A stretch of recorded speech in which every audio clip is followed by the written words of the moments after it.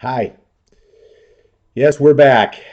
It's been a little bit of a hiatus between my last episode on of my vlog and now, but this is episode 7 and I'm pretty excited about it. This is going to be something I've been working on now for a little bit, and I'm going to be presenting during Nurses Week at a couple places. And basically what I'm going to be talking about is how do nurses lead from the bedside? Because I think there's just so much potential for nurses to lead from the bedside. And what I'm going to do is identify about 10 things that I think nurses can do to really help and lead from the bedside. But before I do that, I just want to say thank you to all of you that have contributed and joined the Stop the Silence in Healthcare campaign. When I started the campaign, I had no idea what it was going to do. I was passionate about what I wanted to do, but I really had no idea how successful it would be. So I started the social media campaign. And if you're not familiar with it, you can go to Stop the Silence in Healthcare on Facebook and you can send a request to join. It's a closed group that needs my approval, but if you're interested in that topic, we'd love to have you. I also want to thank the people that have been contributing.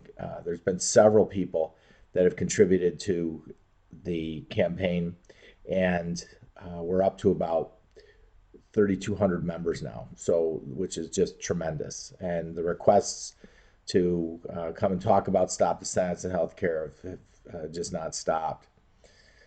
And with that, I still have some different tchotchkes that I've had made, and they're free of charge to you if you're interested. This is the first one. It's a nice refrigerator magnet. Wouldn't you love to have this on your refrigerator, or wouldn't you love to have this on your file cabinet? So you can get one of these, or if you're a beer drinker, this is a nice bottle opener. I happen to like beer, so I thought this would be a nice thing. Or the very popular wristband, Stop the Silence in Healthcare. You can see how that goes.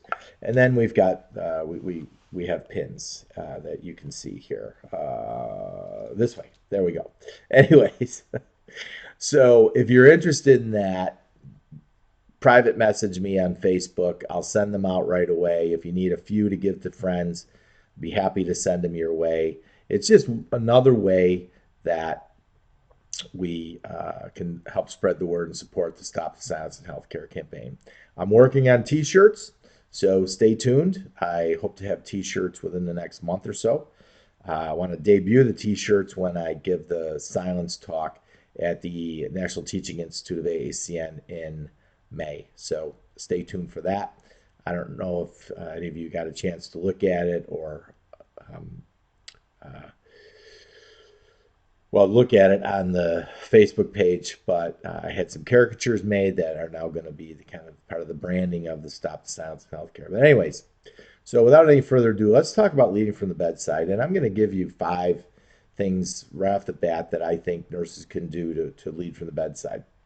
So the first one is you have to care. I mean, it goes without saying. However, having spent more than 30 years in healthcare, in nursing, at the bedside, in a variety of capacities, I started off as a candy striper, and I worked my way up to senior director of nursing, faculty, clinical nurse specialist, nurse practitioner, nurse manager. I've had a variety of roles. Anyways, I've seen great caring. However, I also see people, nurses, who stop caring. And that's tragic. And it's not good for patients. It's not good for the profession. It's not good for anything. So the first thing is you really need to care. And there's a quote I use, and I actually use it with hockey coaches too when I coach them, is, people don't care how much you know until they know how much you care. So caring is so important. And what I want you to do is think about what behaviors that you engage in that really show that you care. And I remember one of my former hospital executives had a pretty tragic accident, and he was in our trauma unit for a while, and he talked about the magic of just a nurse's hand on his shoulder. and how he knew that that nurse was connected with him and cared for him. And I want you to think about, what things do you do that show you care? And let's try to do more of them every day that we're at the bedside. So you have to care. Second thing is, find your voice. I've been on this Crucial Conversations kick for about 12 years now. I've started the Stop the Silence campaign, and nurses can be and have the potential to be so powerful if they want to be. And I think there's a variety of reasons why we're not. One of which is our environment. Our environment's very paternalistic, and it's difficult sometimes to find our voice. However, when nurses do find their voice, and I've seen this, it can be so powerful. Who knows better how to change the healthcare system than nurses? Nurses are there 24/7. It's the only profession in the healthcare system that's at the patient's side day after day, hour by hour, minute by minute. So nurses have to find their voice. The environment doesn't always support it, so we need to teach nurses, we need to support nurses, we need to develop systems that it is safe to speak up. But nurses out there, please, please don't hesitate to speak up. And if you're in a place that won't allow you to speak up, maybe you should do something different. The next thing, and this is something that really isn't about caring or finding your voice, but it's something that I've always dreamed about, and that is, nurses need to know the data. And what does that mean? Well, that means nurses need to understand the impact they have on healthcare. They need to understand the impact they have on patient outcome. More and more data is coming out now that shows that nurses and the quality of nursing care directly affects the outcome of patients. In a dream world, and sometimes I live in this dream world or fantasy world, I'd love to walk into any unit in the United States and say to a nurse, what's your pressure ulcer rate? What are you doing to reduce pressure ulcers? What's your CLABSI rate? What's your CAUTI rate? And they could just talk about it off the top of their head. Physicians do it. You ask any physician what their complication rate is, what their length of stay is, what their physician-centric outcomes are. They can tell you. Nursing has to be the same way. And if you don't know it, find it. And if your manager doesn't share it or your director doesn't share it, you should demand it. Every nurse should know what the mission is, what the objectives are, and what their data shows. And it should be fully visible and fully transparent to anybody that wants to see it. So nurses, know your data, know the impact that you make, and know the outcomes of your care and your unit's care. The next thing is something that I've been exploring a little bit, and I don't claim to be an expert in it because I'm not, but it's something called mindfulness. Excuse me. And to me, mindfulness is being aware, and being aware of who you are, where you are, what you're doing, what's around you. And it's almost like sometimes stopping in time to really look at and feel and understand what you're doing, what's impacting you, and what impact you're having on the people or person around you or in front of you. I think mindfulness is very important, and I think this is something that comes with age. When you're a new nurse just getting out, all you really want to do is get through your shift and make sure nothing bad happens to the patient.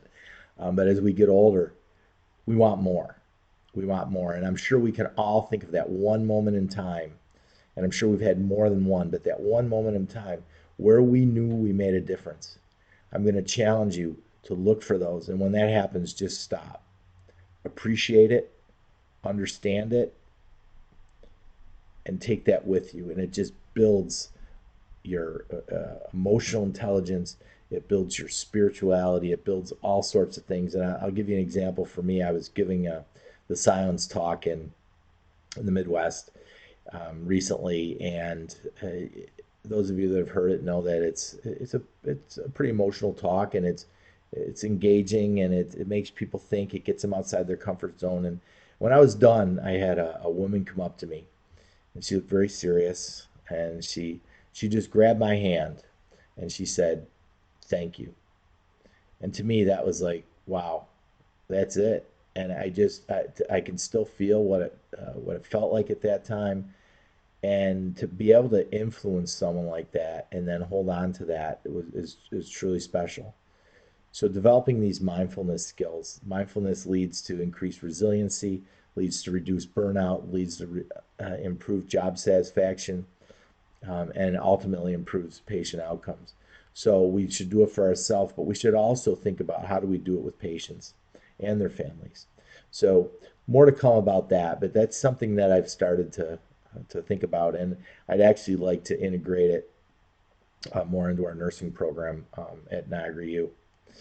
The last thing I'm going to talk about today, and some of you that know me know that I talk about swag and what does swag mean, and I like swag. Um, Nurses need to develop that swag. We're the most trusted profession in the United States, and we need to act like it.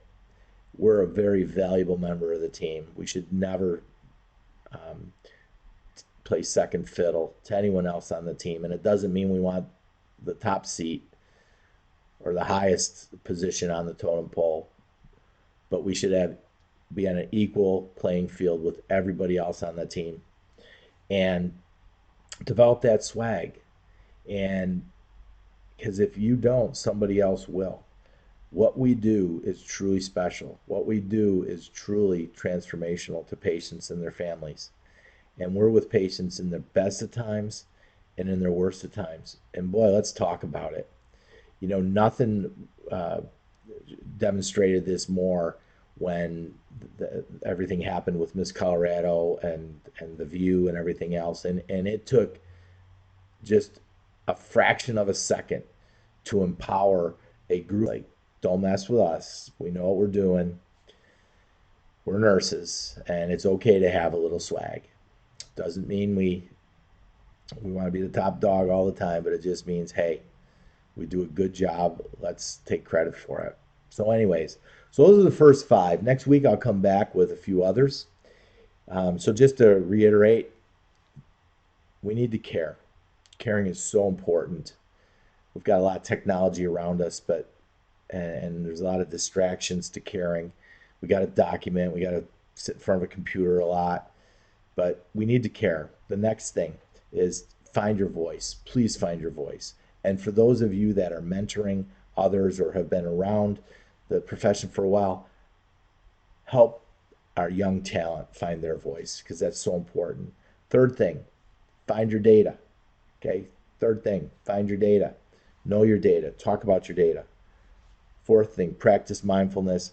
Fifth thing, how about a little swag? So, anyways, thanks for listening.